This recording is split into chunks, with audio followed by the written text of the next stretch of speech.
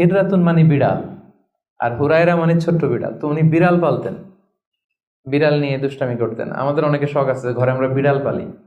তো উনি একবার ঢোলা জামা, জুব্বার আস্তিনের মধ্যে বিড়াল নিয়ে রাসূল সাল্লাল্লাহু আলাইহি ওয়াসাল্লামের কাছে আসছেন।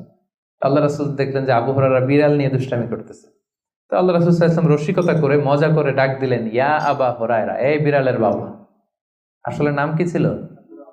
আব্দুর রহমান। টাকা দরকার ছিল ইয়া আব্দুর রহমান। এটা না ডেকে রাসূল সাল্লাল্লাহু আলাইহি ওয়াসাল্লাম মজা করে বললেন, ইয়া আবা হুরায়রা, হে বিড়ালের বাবা। তো রাসূল সাল্লাল্লাহু আলাইহি ওয়াসাল্লাম কিন্তু এরকম মজা প্রায় করতেন, প্রায় সাহাবাদের মধ্যে তিনি মজা করতেন, রসিকতা করতেন।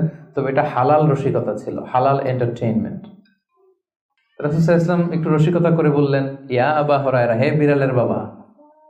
তখন থেকে আবু হুরায়রা রাদিয়াল্লাহু তাআলা আনহুকে সবাই আব্দুর রহমান না বলে বিড়ালের বাবা বলে ডাকতে শুরু করলো। সুবহানাল্লাহ। এবং উনি